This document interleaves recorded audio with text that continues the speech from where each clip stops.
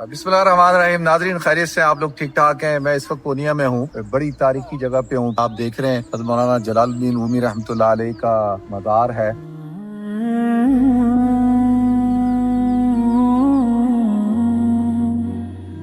और मौलाना जलालुद्दीन रूमी रहमतुल्लाह अलैह 30 सितंबर 1207 में बल्ख अफगानिस्तान में पैदा हुए। 17 दिसंबर 1273 उसमें उनका इंतकाल हुआ। 1228 में जब वो 21 साल के थे तो बल्ख से अपने वालिद बहाउद्दीन के साथ यहाँ पे तशरीफ लाए कोनिया, और कोनिया में ही रहे।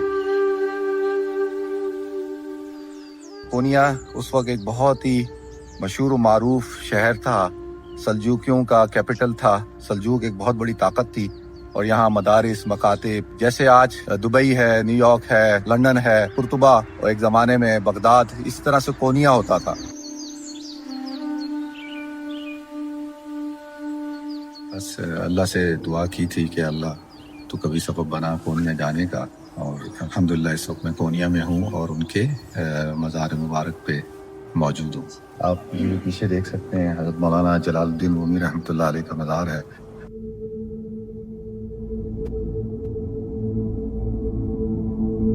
इनकी कई किताबें मशहूर हैं। एक मकतूबात रूमी बड़ी मशहूर किताब है उनकी, जिसमें उन्होंने हुक्मरानों को, दोस्तों को ख़त लिखे। और इसी तरीके से एक इनकी किताब है मजालिस सबा, और वो मुख्तलिफ मजालिस के अंदर जो गुफ्तगू करते थे वो दीवान है। इसी तरह से दीवान शम्स तबरेज़ है। और इनकी किताबों के तर्जुमे मौलाना अशरफ अली थानवी रहमतुल्लाह अलैह ने किए, डॉक्टर अब्दुलसलाम नदवी साहब ने किए, इसी तरीके से मौलाना यूसुफ कांदिलवी रहमतुल्लाह अलैह ने किए। माशाअल्लाह आलिम इस्लाम की एक अजीम शख्सियत है, मुफक्किर हैं माशाअल्लाह।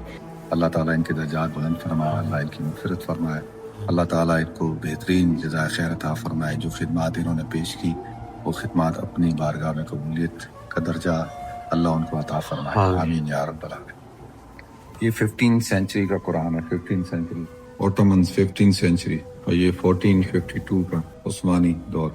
वस्साफ़ाति सफ़न फ़ज़ाजिराति ज़जरन फ़त्तालियाति ज़िक्रा 1314 का है। ये सल्जूक टाइम का है। 1268 ये कुरान 1268। ये दीवान कबीर मौलाना जलालुद्दीन रूमी रहमतुल्लाह अलैह की दीवान है। और ये 1366 दौर सल्जूक। ये मसनवी मानवी हज़रत मौलाना जलालुद्दीन रूमी रहमतुल्लाह अलैह। ये है मसनवी मौलाना जलालुद्दीन रूमी रहमतुल्लाह अलैह 1278।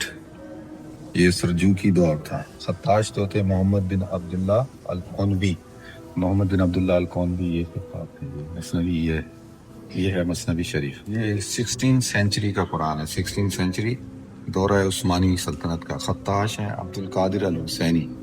खत्ताश हैं उस्मानी जो सल्तनत थे उनके हाथों से बनाई हुई तस्वीरें ओटोमन्स की। दीवान हाफिज शिराजी भी मशहूर जो है, उनकी जो कपड़े या चीज़ें जो रखी हुई हैं माशाल्लाह, रूहानियत है, बड़ा सुकून है यहाँ पे।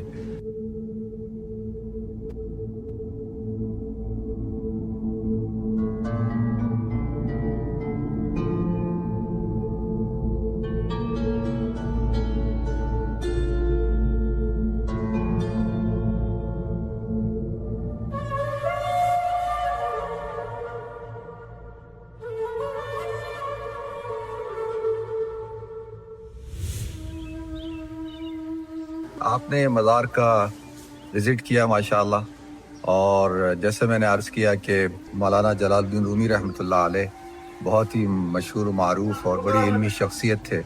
तो ये उसके मज़ार का अहाता है, एक तरह से ये म्यूज़ियम है, म्यूज़ियम।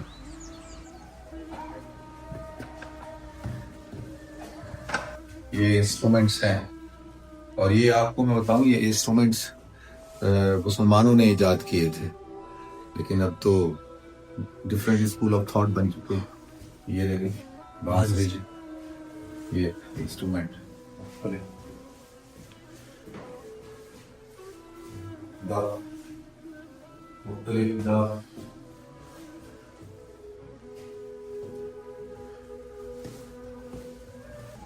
देखें, कोई शख्सियत होती है अल्लाह की तरफ से ही है ना। ये यहाँ पे माशाल्लाह बताते हैं मोहम्मद इकबाल, अल्लामा इकबाल रहमतुल्लाह अलैह जो है हज़रत मौलाना जलालुद्दीन रूमी रहमतुल्लाह अलैह को अपना मुर्शिद माना करते थे।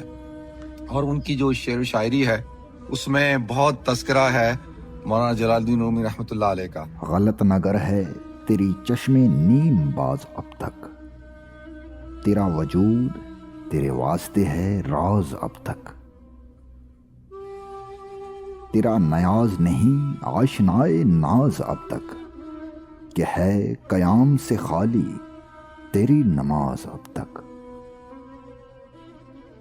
گسستہ تار ہے تیری خودی کا ساز اب تک، کہ تو ہے نغمہ رومی سے بے نیاز اب تک۔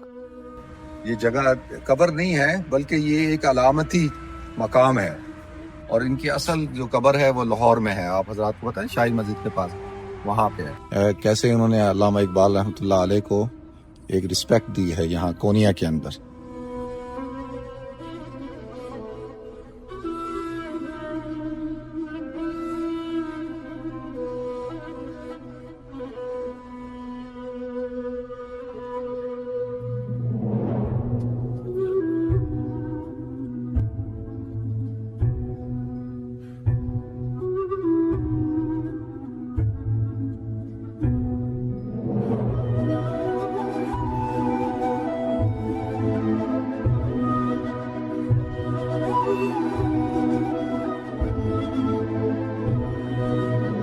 اس کا مطلب یہ ہوتا ہے دینے والی ذات اللہ کی ہے، سیدھے ہاتھ سے اللہ دے رہا ہے اور اس ہاتھ سے تقسیم کرو، اس طریقے سے۔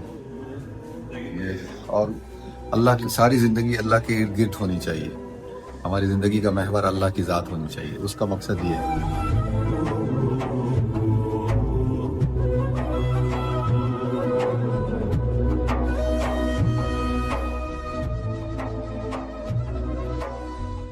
ناظرین، جو مثنوی ہوتا ہے، مثنوی کا مطلب کیا ہے؟ مثنوی کا مطلب جو ہے اصطلاحی مطلب ہوتا ہے کہ شعر کے دونوں مصرے ہم قافیہ ہوں، اور ایک ایسی طویل نظم جو اصطلاحی معنی ہے کہ جس کے ہر شعر کے دو مصرے ہوں اور ہم قافیہ ہوں اور آپس میں ملے ہوئے ہوں۔